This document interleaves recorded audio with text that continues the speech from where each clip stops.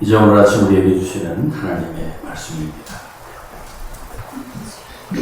신약성경 디모데전서 3장 14절부터 16절까지 말씀입니다.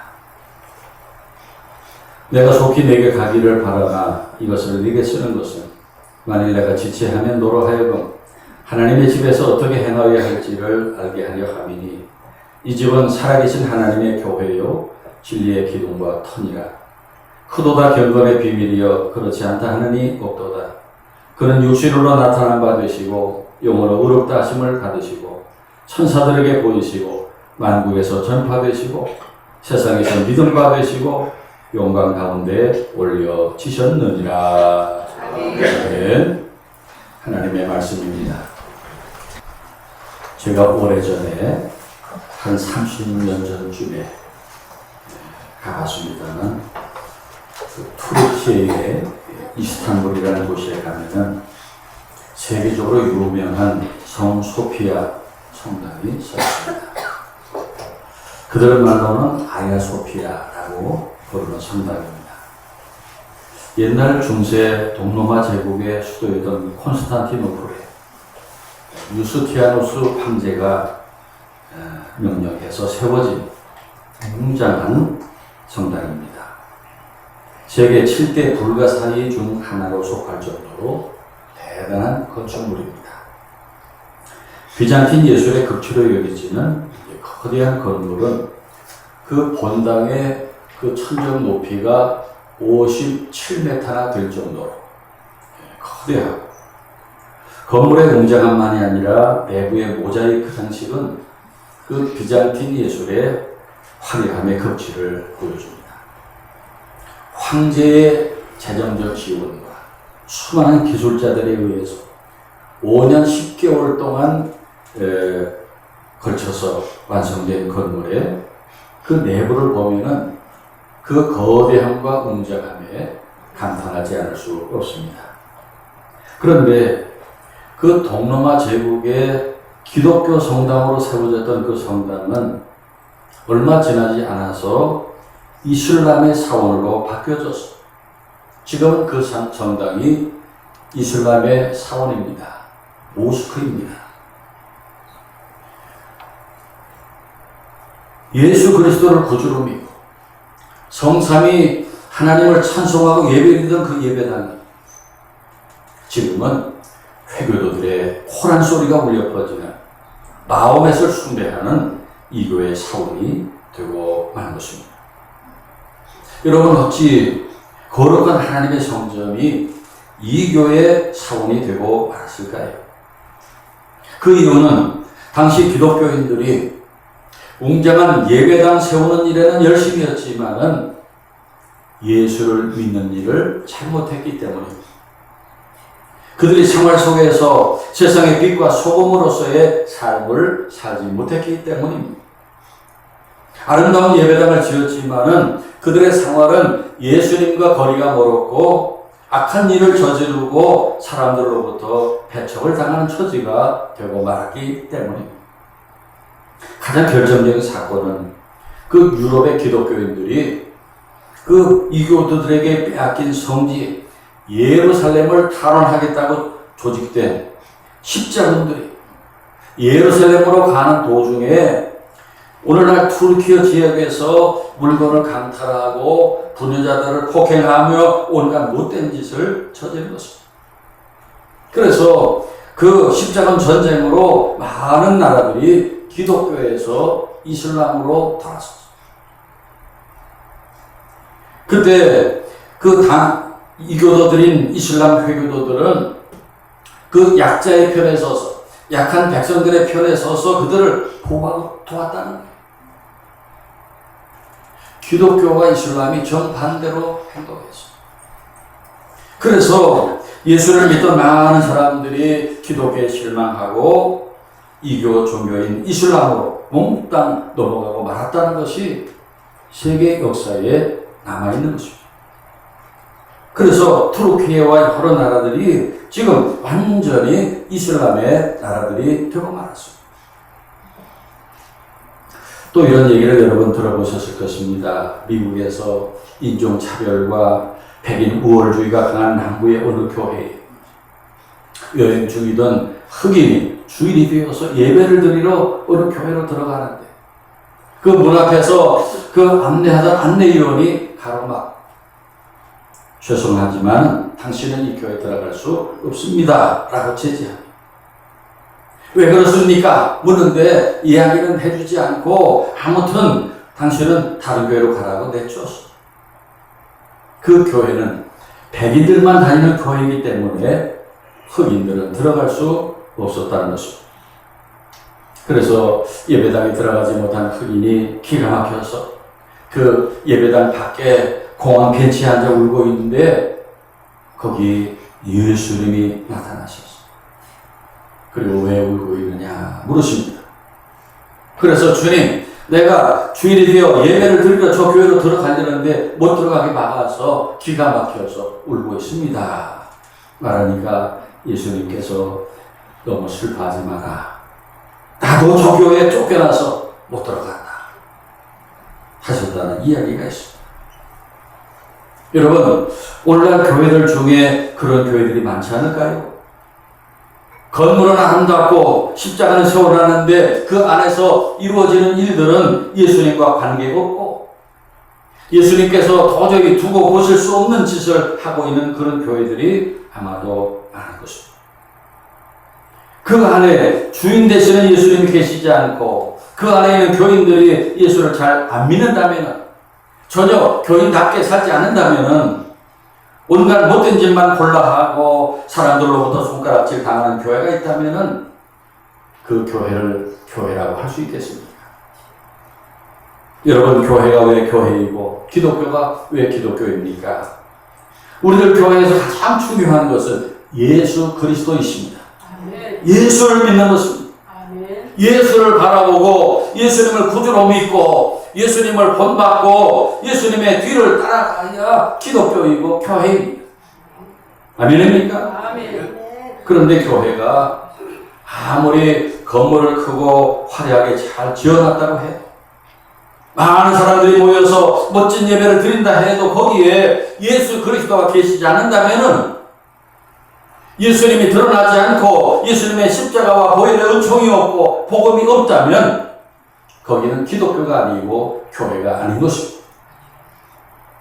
그런데 오늘날 세계 여러 나라의 교회들과 한국 교회를 보면은 저 교회에 예수님이 계실까 의문이 가는 교회들이 많습니다.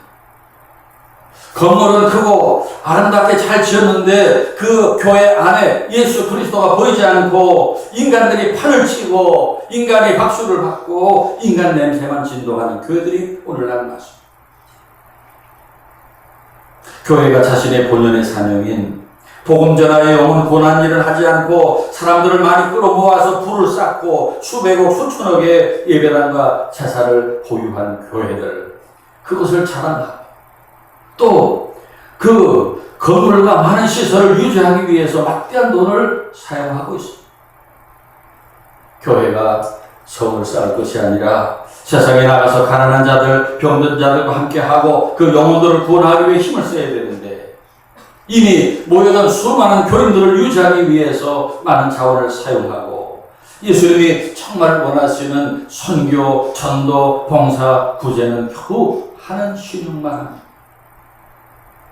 그래서 예수님이 오셔서 오늘날 교회들이 하고 있는 이런 일들을 보시면 잘하고 있다 하실까요? 이게 무슨 짓들이냐 하실까요? 오늘 우리는 장로교회에 속하여 신앙생활하고 있습니다. 장로교회는 개신교입니다. 개신교는 유럽에서 1000년 동안 권력을 가지고 세계를 지배하던 부패한 캐토릭에 저항해서 개혁하여 세워진 교회. 당시 말할 수 없이 세속화되고 타락했던 천주교회를 비판하고 오직 은혜로, 오직 말씀으로, 오직 믿음으로 라는 그 교리를 주창하며 세워진 교회가 오늘날 개신교입니다. 이 개신교를 개혁된 교회라 해서 리포먼드 처치라고 부르지만은 또 다른 명칭으로는 프로테스탄트라고도 하는데 이 프로테스트라고 하는 말은 저항하다 그런 뜻 아니에요? 타락한 캐톨릭에 저항해서 세워진 교회라는 의미입니다. 그런데 오늘날 그 개신 교회들의 모습이 아름답지 못합니다. 많은 비판을 받고 있습니다. 개혁의 주체였던 교회가 이제는 개혁의 대상이 되고 있습니다. 손가락질을 당하고 지탄받는 교회들이 많습니다. 많은 문제들을 가지고 있는데 그 중에 가장 큰 문제는 교회의 핵심, 교회의 본질을 잃어버리고 있는 것입니다. 여러분, 기독교의 본질, 교회의 핵심은 무엇입니까? 오늘 본문 디모데전서는 에베소 교회에서 목회하고 있던 디모데에게 보내는 편지. 당시 에베소 교회는 여러 가지 문제를 겪고 있었어요. 교회 안에 잘못된 교훈과 거짓 교사들이 있었어요. 1장 3절부터 7절에 보면은 율법에 대한 논쟁과 자신의 혈통과 족보를 내세우는 유대인들이 있었어요. 내가 아브라함의 몇 대 손이고 내가 다윗의 몇 대 손이고 내가 솔로몬의 몇 대 손이다 이런 것을 자랑하는 유대인들이 있었어요. 또 자질이 부족한 교회 지도자의 자격 문제가 있었어요. 그래서 교회가 기독교 공동체로서 정체성을 확립해야 할 필요가 있었던 때입니다. 그때는 이제 교회가 세워지는 그 시기 초기였기 그래서 교회가 무엇이냐라는 정의가 필요했습니다. 그런데 3장 14절에 내가 속히 네게 가기를 바란다 했는데 바울은 빨리 디모데를 찾아가서 그 에베소 교회가 안고 있는 문제들을 다루고 싶었지만은 몇 가지 사정으로 할 수 없었어요. 그래서 디모데에게 먼저 편지를 보내면서 너로 하여금 하나님의 집에서 어떻게 행해야 할지를 알게 하려 한다 하는 것입니다. 그러면서 교회가 무엇이냐를 정의합니다. 내 집은 이 집은 살아계신 하나님의 교회요 진리의 기둥과 터니라 했는데 교회를 헬라어로 오이코스 데우스 하나님의 집이라고 했습니다. 이 집이라고 하는 것은 건물을 말하는 것이 아니라 하나님의 가족, 패밀리라고 하는 이 공동체를 뜻하는 표현입니다.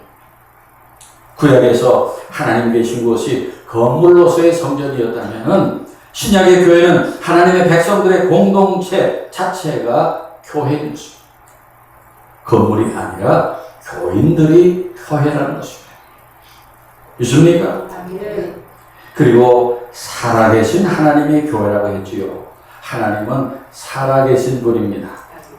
살아계시다는 것을 강조하는 것인데 당시 그 에베소에는 그 이방의 종교들 특히 그 아르테미스의 여신처럼 생명이 없는 신을 섬기는 것이 아니라 교회는 살아계신 하나님을 섬긴다는 것을 강조하는 것입니다. 그리고 진리의 기둥과 터니라 했는데 그 당시 그 에베소라는 도시에는 거대한 신전들 특히 거대한 기둥들이 유명했어요. 거대한 기둥으로 세워진 그 아르테미스 신전의 그 웅장한 기둥이 유명했어요. 그렇게 아르테미스 신전은 거대한 별에서 기둥이 떠받치고 있는데 반해서 교회는 하나님의 진리와 복음이 별에서 기둥처럼 떠받치고 있다고 하는 것입니다. 믿습니까? 따라서 디모데가 그 혼란스러운 에베소 교회의 질서를 바로 세워야 한 이유는 교회가 곧 진리의 기둥과 터가 되었기 때문입니다. 그리고 3장 16절에 크도다 경건의 비밀이여 하면서 이제 그 뒤에 나오는 내용은 바울의 자기의 말이기보다도 그 교회의 찬송가나 신앙 고백문을 인용했을 것이라고 봅니다. 그 이유는 이 구절을 헬라어 원문으로 보면은 6개의 짧은 구절들이 리듬감 있게 배열되어 있기 때문에 6개의 구절. 첫째는 그는 육신으로 나타나신 바 되시고 그랬는데 예수님의 성육신을 의미합니다. 나타났다라고 하는 표현은 예수님은 처음부터 계신 분이었다는 거예요. 처음부터 계신 분이 나타나셨다는 거예요. 믿습니까? 두 번째로 영으로 의롭다 하심을 받으시고 라는 말씀은 성령에 의해서 그의 신적 정체성이 드러나셨어요. 예수님이 계신 곳에 항상 성령이 함께 했어요. 예수님이 세례 받으실 때 성령이 비둘기같이 내려왔어요. 세 번째로 천사들에게 보이시고 그 초월적인 존재인 천사들 앞에서도 예수님의 권위가 인정되셨어요. 천사들이 무릎 꿇고 예수님을 수종들었어요. 네 번째, 만국에서 전파되시고 복음의 세계적 확장을 말합니다. 유대인 중심의 신앙이 이제 확장되어서 세계 모든 나라로 복음이 전파되었습니다.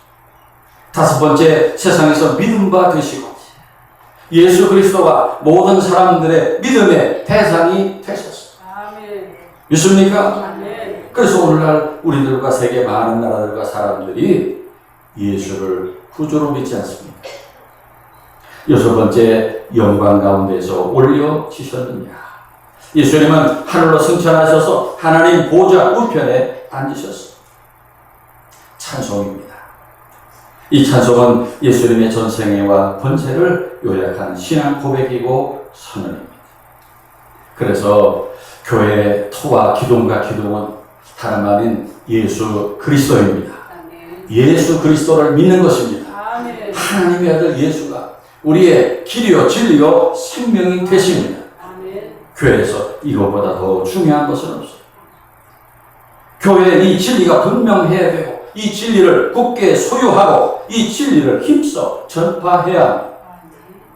그리고 이 믿음을 소유한 그리스도인들이 예수님을 주인으로 모시고 정말 세상 사람들과 구별된 삶을 살아야 하는 것입니다. 예수님을 닮아서 예수님처럼 남을 위해 자신을 희생하고 너그러운 마음으로 용서하며 주변의 이웃들에게 작은 것이라도 나누고 베풀며 인격적으로 존경받을 만하게 살아야 됩니다. 아멘입니까? 그런데 오늘 우리가 그렇게 살지 못하고 있잖아요. 예수님 닮은 삶을 살아야 하는데 어디 가는 곳마다 욕을 먹고 손가락질 당하는 교인들이 많습니다. 고집불통이고 욕심이 많고 인색하고 사사건건 따지고 까다롭고 문제를 일으키고 동료들의 눈살을 찌푸리게 하는 교인들이 많다는 것입니다. 그래서 교회를 다니고 싶어도 저 아무개 때문에 교회 나갈 마음이 싹 사라진다 하는 그런 말을 듣기도 합니다. 성도 여러분, 우리는 그리스도인입니다. 서양 사람들 이름 중에 크리스토퍼라는 이름이 있어요. 예수님을 업고 다니는 사람이라는 뜻입니다. 우리가 바로 그런 사람들이에요. 그렇다면 내 마음대로, 내 욕심대로, 내 멋대로 살면 안 됩니다. 나를 통해서 예수 그리스도가 드러나시게 살아야 합니다. 아름답고 향기롭고 복스럽게 살아야 합니다. 꽃처럼 사람들에게 아름다움을 보여주고 향기를 풍기고 또 벌처럼 사람들에게 달콤한 꿀을 맛보게 하는 사람이 되어야 합니다. 그래서 지옥 갈 영혼들을 구원하는 전도자가 되라는 것이 예수님의 부탁입니다. 그것이 바로 우리 그리스도인들의 정체성이고 교회의 본질이에요. 그래서 우리는 어디를 가나 사람들에게 기쁨을 주고 살만나게 해주는 참 좋은 사람들이 되어야 합니다. 아멘입니까? 그러기 위해서 우리는 우리의 믿음의 집인 교회를 바로 세워야 돼요. 교회가 바로 세워져야 우리의 신앙도 건강하고 바르게 되기 때문에 요즘 서점에 가면은 한국교회 트렌드 2026이라는 책이 있습니다. 또 부흥하는 교회, 쇠퇴하는 교회라는 책도 있습니다. 목회 데이터 연구소 지용근 소장이라는 분이 쓴 책인데 우리 한국 교회의 문제를 데이터를 가지고 분석을 해서 나갈 길이 어디냐 하는 것을 제시해 주는 책인데 그 책에 보면은 현재 한국 교회에서 교인이 30명 미만의 교회가 50%, 100명 미만의 교회가 전체의 85%라고 합니다. 대부분의 교회들이 100명 미만의 교회이고 전반적으로 쇠퇴하고 있습니다. 지금 한 해에 수십만 명씩 교인들 수가 줄어들고 있습니다. 그런데 그 중에 부흥하는 교회들이 있어요. 그 부흥하는 교회들은 어떤 교회냐? 몇 가지를 얘기하는데 교인들이 할 일이 있는 교회라는 것입니다. 예배가 가장 중요하고 그리고 교인들이 봉사하고 활동할 수 있는 사역이 있는 교회들이 부흥하고 있다라고 말하고 두 번째는 소그룹 운동이 활발한 교회들 성경 공부나 목장 같은 소그룹 모임이 활발한 교회가 부흥하고 있다. 세 번째는 전도에 대해서 계속 강조하고 기도하고 노력하는 교회가 부흥하고 있다. 많은 교회들이 이제 전도는 안 돼. 할 수 없어. 포기하고 있지만은 그러나 아니야. 전도해야 돼. 전도할 수 있어 라고 기를 쓰고 전도하는 교회가 부흥한다. 그리고 코로나 대유행 이후에 교인들의 신앙 스타일이 이제 개인주의가 돼서 공동체 의식이 약해지고 이제 뭉치는 것이 약해졌지만 그 공동체의 의식을 위해 노력하고 모이는 교회가 부흥하다라고 그 책에서 분석하여 얘기하고 있습니다. 그리고 3040의 젊은들이 모여야 교회가 힘을 내고 부흥할 수 있는데 그렇게 젊은 교인들을 모이게 하는 방법이 방금 말씀드린 성경 공부나 목장 같은 소그룹 활동이라고 얘기합니다. 데이터를 가지고 얘기하고 있습니다. 사랑하는 여러분, 하늘교회가 내년에 이런 교회를 추구하려고 합니다. 도와주시기 바랍니다. 하늘교회는 여러분 보시는 대로 멈춰 있는 교회입니다. 지난 수요 기도회 때 경계선에 있는 이스라엘 백성들에 대해 말씀을 나눴습니다. 하나님께서 가나안 땅의 비전을 저들에게 보여주시고 그 땅을 향해 가라 하셨는데 이스라엘 백성들은 경계선에 서서 주저하고 망설이다가 그 경계선을 넘지 못하고 광야에서 방황하는 벌을 받았다 하는 것을 보았어. 현재 하늘교회도 경계선에 서 있습니다. 그래서 앞으로 나갈 것이냐, 제 자리에 머물 것이냐, 뒤로 퇴보할 것이냐의 경계선에서 앞을 향하여 미래를 향하여 나가야 합니다. 아멘입니까? 그래야 우리의 신앙이 살 수 있어요. 우리 자녀들을 믿음으로 양육할 수 있고 우리가 이 죄악된 세상에서 승리하며 살 수 있고 행복한 그리스도인으로 살 수 있습니다. 그래서 힘을 내주시기 바랍니다. 소그룹 모임, 남녀 선교회 활동에 참여해 주시기 바랍니다. 안수집사회 권사회 모임에 참여해 주시기 바랍니다. 모여서 매월 회비를 내고 기금을 모아야 그 모임이 살아날 수 있습니다. 참석하고 회비를 내주시기 바랍니다. 그리고 현재 하늘교회가 부목사, 전도사를 구하지 못하고 있습니다. 재정이 없어서 사례비를 제대로 주지 못하기 때문에 일할 만한 교역자들이 오지 않고 있습니다. 현재 지원자가 한 사람도 없어서 상당한 기간 부목사나 전도사가 없이 지내야 할 것 같습니다. 내년에 청년부 교육자도 총병해서 청년부도 살리려고 합니다. 이런 문제가 해결될 수 있도록 11조와 헌금에 힘써주시기 바랍니다. 11조 10만원 하시던 교인들 20만원 하시고 20만원 하시던 교인들 30만원 하시고 헌금에도 힘을 모아주시기 바랍니다. 여러분이 헌금 안 하시면 교회가 기본적인 것도 갖추지 못하고 주저앉게 됩니다. 여러분 오늘도 남녀 선교회 총회를 모이자 하고 있습니다. 참석하시기 바랍니다. 여러분 한 분이 참석하면 교회가 세워져요. 여러분 한 분이 가버리면 교회가 힘을 잃고 모임이 허물어집니다. 지난 주일 흑석동 명수대교회에서 임직식이 있어서 제가 순서를 맡아 갔었습니다. 여기 김현숙 장로님도 같이 갔었습니다. 그 주일날 오전 예배를 드리고 그리고 임직식이 오후 3시 30분 2시간 동안 예배를 드려요. 근데 그것으로 끝나는 게 아니라 그날 저녁에 부흥회를 또 한다. 하루 종일 저녁 늦게까지. 그 힘든데 밤에 부흥회까지 한다. 그런데 남녀노소 아이들까지 교회 그대로 다 바글바글. 제가 속으로 울었습니다. 하늘교회를 생각하며 속으로 울었어요. 여러분, 그 교회 교인들은 할 일이 없어서 직장도 없고 가정도 없고 할 일이 없어서 쉬고 싶지 않아서 그렇게 하루 종일 밤늦게까지 교회에 있을까요? 지금 하늘교회가 또 여러분의 가정에 여러분 개인이 경계선에 서 있습니다. 그 경계선을 넘어설 수 있기를 바랍니다. 교인들이 예배만 드리고 사라져버리는 교회는 그것은 바른 교회의 모습이 아니에요. 새해부터는 주일날 교회 오실 때 오후 예배까지 시간을 정해놓고 나오시기 바랍니다.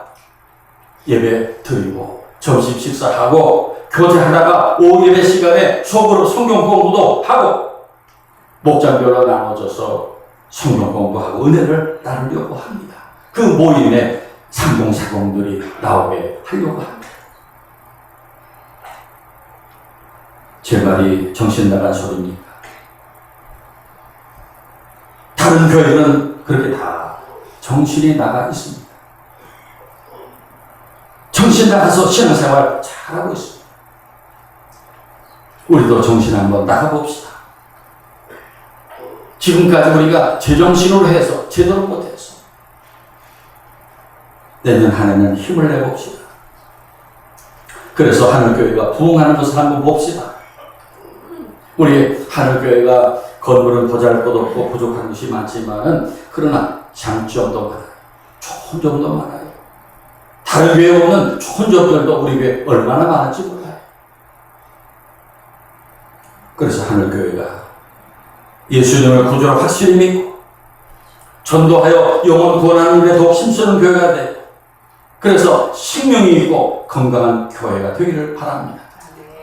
그럴 때 이 교회가 은혜의 통로가 되어서 하늘의 복이 여러분의 가정과 일터와 자녀들에게 강물처럼 넘치게 될 줄로 믿습니다. 기도드리겠습니다. 사랑의 하나님 아버지, 이 죄악된 세상을 구원하기 위해 예수 그리스도를 세상에 보내주시고 그 아들의 피값으로 교회를 세워주신 것을 감사드리고 찬송을 돌립니다. 그러나 오늘날 교회들이 자신의 본분을 망각해버리고 헛된 일에 몰두하는 어리석음을 용서하여 주옵소서. 저희들 다시 한번 바른 교회 삶을 비전으로 품고 복음 전하는 일과 영혼 구원하는 일에 모든 노력을 다하게 하시고 시들었던 교회가 다시 건강해져서 많은 사람들이 모여들어 구원받고 샘을 얻는 아름다운 하나님의 나라가 저희 가운데 임하게 하여 주시옵소서. 예수 그리스도 이름 받들어 기도하옵나이다. 아멘.